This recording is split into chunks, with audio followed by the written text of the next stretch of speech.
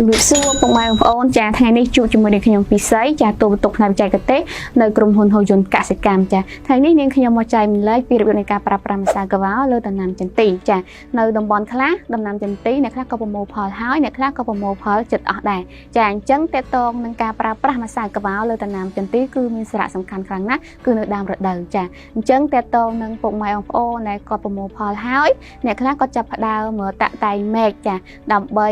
រៀបចំនឹងទទួលផលនៅឆ្នាំក្រោយទៀតចាអញ្ចឹងតេតងនឹងការប្រើប្រាស់ម្សៅកាវ៉ាគឺមានអត្ថប្រយោជន៍ចាជាច្រើនចាជួយទៅលើដំណាំមិនថាដំណាំចន្ទីឬដំណាំផ្សេងទេចាអញ្ចឹងតេតងទៅនឹងការប្រើប្រាស់ម្សៅកាវ៉ាលើដំណាំចន្ទីគឺវាជួយទី1វាជួយ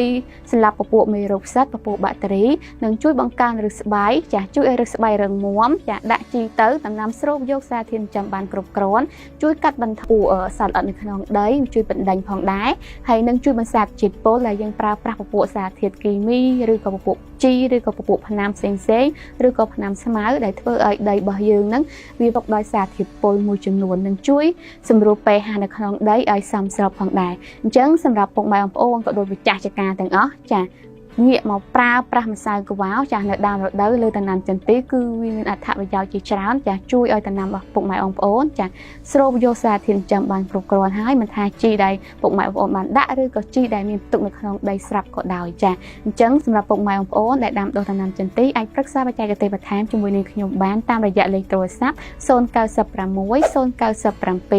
7 3 ដើម 9 និង 5 3 ដើមចាស់សូមអរគុណ